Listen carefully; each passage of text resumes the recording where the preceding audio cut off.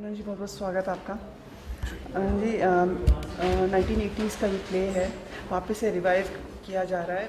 आपके शब्द इसके ऊपर क्या कहना चाहेंगे? जब मैंने ये प्ले 1985 या 1990 में देखा था तो मेरी बहुत इच्छा थी कि मैं भरत दाभोलकर साहब के पास जाकर कहूँ कि मुझे इसमें एक छोटा सा रोल तो दीजिए।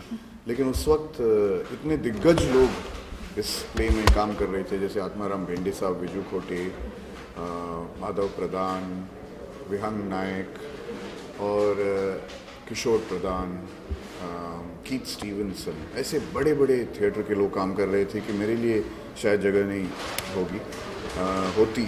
और उस वक्त तो मैं बच्चा था, तो फिर भी मेरी बहुत ख्वाहिश थी कि मैं इस प्ले में काम करूं। और वो कहते हैं ना कि अगर ख्वाहिशें बहुत स्ट्रांग होते हैं तो कहीं ना कहीं जाकर सच हो जाते हैं। और आज मैं बॉटम्स अप में पहली बार, ये फर्स्ट शो है आज, और उसमें काम कर रहा हूँ।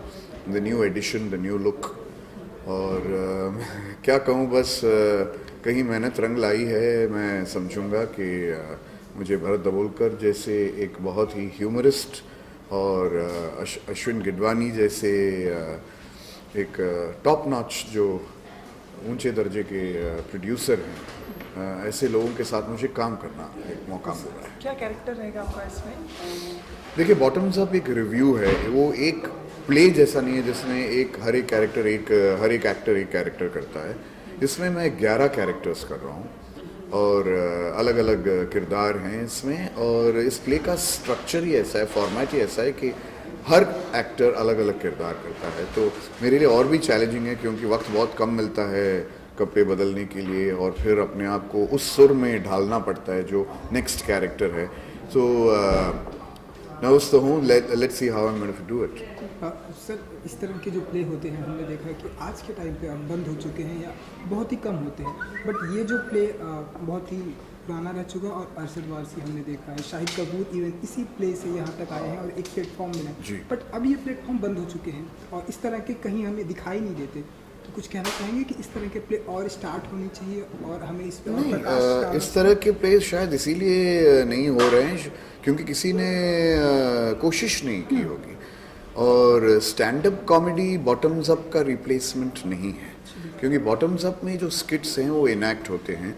बॉटम्स अप का ह्यूमर जो है वो ज़्यादातर आर.के. लक्ष्मण या वुडी एलन या मैड मैगज़ीन का फॉर्मेट है। सो उस तरह का अगर आपको ह्यूमर लाना है तो आपको इस तरह का एक प्ले ही करना पड़ेगा। और मैं तो अपने आप को खुशनसीब समझता हूँ कि किसी और ने कोशिश नहीं की, क्योंकि बॉटम्स अप एक ब्रांड है और इतना बड़ा ब्रांड है कि अब मुझे मौका मिला है उसमें शामिल होने का। तो अच्छा ही है कि जिन लोगों को ये करना चाहिए वही लोग कर रहे हैं और वो लोग नहीं जिनको नहीं करना चाहिए। ये 25 साल के बाद हमने पहले जब बॉटम्स अप किया था, कुछ 25 साल के पहले किया था, उसके बाद में उसके बहुत सारे रूप आए थे। Bottoms up, son of bottoms up, grandson of bottoms up, carry on bottoms up. तो फिर ये हुआ कि हमने अलग अलग दूसरे ड्रामा शुरू किए करने। तो फिर गए मेरे ख्याल से 15-17 सालों में हमने रिव्यू नहीं किया था ऐसे। तो लोग बहुत पूछ रहे थे हमें, कभी भी हम कोई भी शो करते थे बोलते हैं आप लोग बॉटम्स अप क्यों नहीं करते। तो हमने कहा बॉटम्स अप तुमने देखा यार, it was the longest running play in the history of English theatre. सब बोलते हैं लेकिन वो जनरेशन अलग थी। अब जो लोग आए हैं वो नए जनरेशन के लोग आएंगे, उन्होंने देखा नहीं था उस समय। तो इसलिए हमने कहा कि रिवाइव करेंगे और उसे टॉपिकलाइज करके रिवाइव करेंगे। ये बॉटम्स अप की खासियत ये थी कि उसमें हर शो में कुछ नई चीज़ें हम लोग डालते थे। तो हमने कहा अगर 25 साल का पहला प्ले अगर रिवाइव करना है तो वैसे रिवाइव नहीं कर सकते हैं, उसे पूरा नया करके। उसके अभी जो पॉलिटिकल लीडर्स नए हैं, अब हमारी एयरलाइंस बजट एयरलाइंस नहीं है, जो उस समय जो चीज़ें थी नहीं, अब वो चीज़ें यहाँ पे हैं। तो उनको मद्देनज़र देख के हमको नया लिखना पड़ा।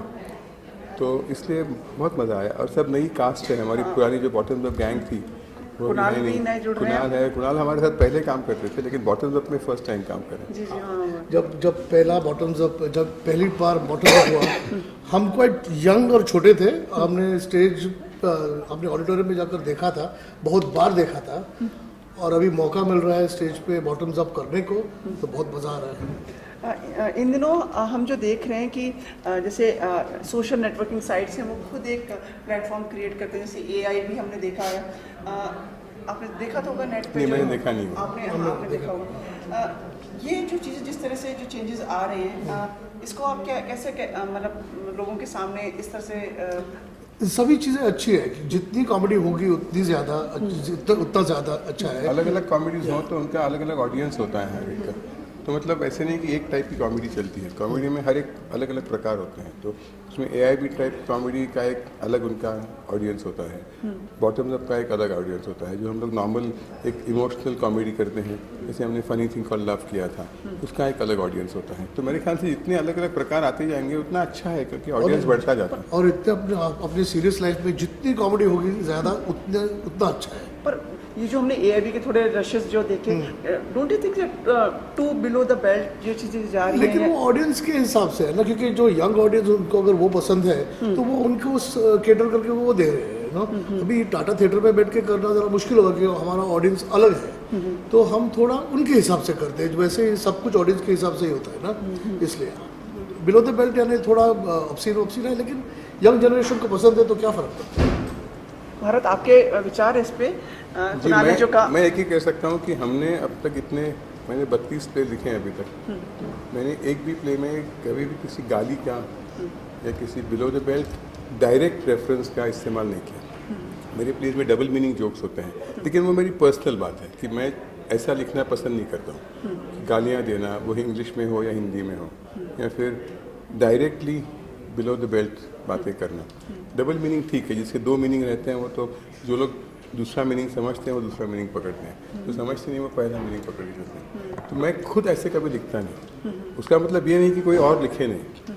अगर उनका ऑडियंस है, उनको देखने को लोग आते हैं, उन्हें पसंद करते हैं, तो वो उनका ऑडियंस है। तो उनके बारे में मैं कुछ नहीं, मैं खुद ऐसा नहीं लिखता। My colleague was asking to other कि Shiamak and Shahid all started with you only? जी, शामक दावर हमारे साथ डांसर थे, फिर उन्होंने गाने गाए हमारे प्ले में। फिर सुनीता राव हमारे साथ डांसर थी, फिर श्वेता शेट्टी हमारे साथ डांसर थी, फिर जावेद जाफरी हमारे साथ डांसर थे, फिर हमारे साथ काम करते थे। फिर अरशद वारसी हमारे साथ डांसर थे, फिर वो मेरे 4-5 प्लेस के कोरियोग्राफर्स थे। फिर वो हमारे साथ एक्टिंग करते थे। फिर मारिया गोरेटी, उनकी जो वाइफ है, हमारे डांस शो में उनसे मिली। वहीं सेटिंग हुआ मतलब? शहीद कपूर हमारे साथ डांस करते थे।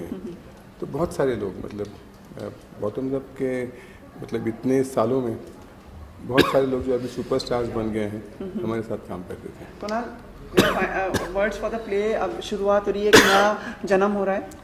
नया जन्म है, लेकिन ये जो प्ले है वो आइकॉनिक प्ले है। जो आज आए हैं लोग ऑडियंस में, उन्होंने सुना है बॉटम्स अप के बारे में।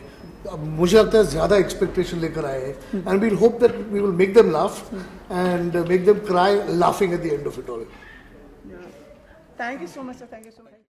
The event that I'm here for today also kind of, I don't know, it's a coincidence, but also talks about making your mark. And last night, I think in a way, the kind of